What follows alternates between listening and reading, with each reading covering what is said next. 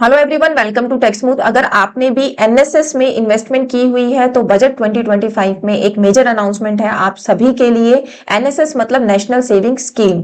National saving scheme का अगर हम एक छोटा सा बैकग्राउंड देखें तो एनएसएस में 1992 से पहले बहुत सारी इन्वेस्टमेंट की जाती थी। उसके पीछे एक रीजन है कि आप जब भी टैक्स पे करते हैं तो सबका ये होता है कि हमें किसी ना किसी तरीके से रिबेट मिल जाए टैक्स में। तो उस टाइम पर टैक्स रिडक्शन के लिए, जैसे आजकल एटीसी में हम रिबेट क्लेम करते हैं 1.5 लाख रुपए तक की, उस टाइम पर 1 अप्रैल 1992 से पहले एक और सेक्शन हुआ करता था, या फिर वो सेक्शन आज भी है, सेक्शन 80 सीसीए, जिसके अंदर आप एनएसएस के अंदर अगर इन्वेस्टमेंट करते थे तो आपको मिलती थी deduction up to rupees 1.5 lakh, जैसे कि हमें एटीसी में मिला करती है। बट 1 अप्रैल 1992 के बाद ये अनाउंस किया गया कि इस तरीके की रिबेट अब नहीं मिला करेगी एनएसएस की इन्वेस्टमेंट पर। तो बहुत सारे ऐसे टैक्स पेयर है जिन्होंने इन्वेस्टमेंट करना भी बंद कर दिया, बट स्टिल क्योंकि इसके ऊपर रेट ऑफ इंटरेस्ट बहुत अच्छा होता है तो बहुत सारे टैक्स पेयर्स ने इस ऑप्शन को ऑप्ट रखा एक इन्वेस्टमेंट पॉइंट ऑफ व्यू के लिए।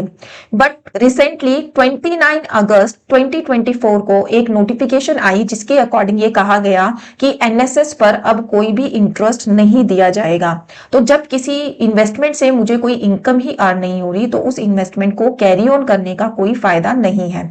यहां पर टैक्स पेयर के दिमाग में ये क्वेश्चन आने लगा कि मैं फिर इन्वेस्टमेंट अपनी रखूं क्यों ना मैं यहां से फंड को विड्रॉ करके किसी और चीज में इन्वेस्ट कर दूं। बट अगर आप उस फंड को विड्रॉ कर रहे थे तो वहां पर आपको पे करना पड़ रहा था हैवी टैक्स, क्योंकि 1 अप्रैल 1992 से पहले जो भी आपने इन्वेस्टमेंट करी थी वहां पर आपने 80 सीसीए के अंदर अपने डिडक्शन को क्लेम किया था। तो जब भी वो अमाउंट आप विड्रॉ करते तो आपको पे करना होता tax on all the interest income, जिसकी वजह से जो लोग विड्रॉ करने जा रहे थे उन्होंने अपने आप को रोक लिया क्योंकि उनको पे करना पड़ेगा बहुत ही ज्यादा हैवी टैक्स। अब आपके दिमाग में ये बात आ रही होगी कि अगर उन्होंने इन्वेस्टमेंट कर रखी है तो कभी ना कभी तो विड्रॉ करनी होगी।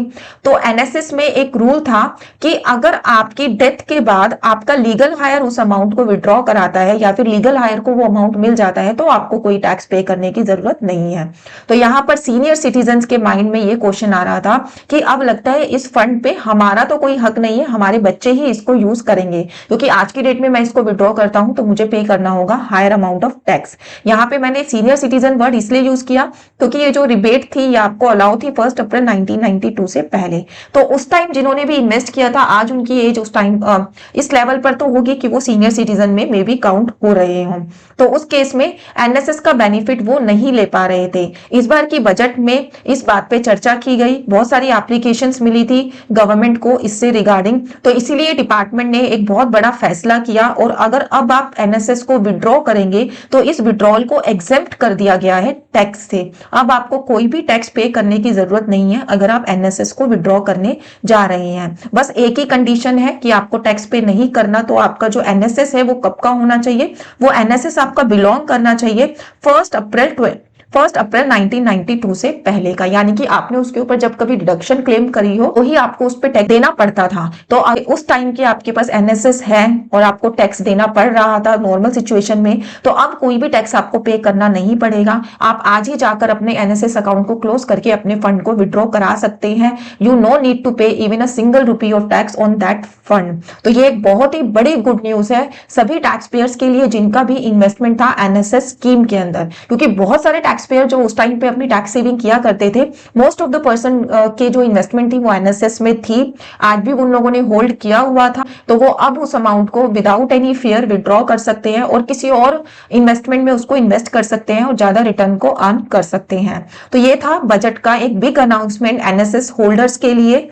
और ये आपका कब से एप्लीकेबल होगा, ये आपका एप्लीकेबल है 29 डे ऑफ अगस्त 2024 से, यानी कि क्योंकि बजट अभी आया है हमारा, अगर आप इससे पहले भी कोई विड्रॉ करा चुके हैं, अगर आप 1 फरवरी से पहले की भी कोई विड्रॉ करा चुके हैं अपना एनएसएस, तो क्योंकि ये फाइनेंशियल ईयर आपके 2024-25 में काउंट होगा जिसकी रिटर्न आपकी अभी जाएंगी, तो अपनी रिटर्न की फाइलिंग के टाइम पर आप इसकी जो एग्जेम्पशन है उसको क्लेम कर सकते हैं। ये रेट्रोस्पेक्टिव इफेक्ट से ये जो अमेंडमेंट है ये लाई गई है। तो ये थी गुड न्यूज बजट की आप सबके लिए। इसी तरीके की अपडेट्स के लिए, बजट को पूरा समझने के लिए टैक्समूथ को अगर अभी तक भी सब्सक्राइब नहीं किया है तो सब्सक्राइब कर लीजिए और कमेंट बॉक्स में डाल के जरूर बताइएगा कि किस किस की इन्वेस्टमेंट थी एनएसएस में और किसको कितना फायदा मिलने वाला है। Thank you so much.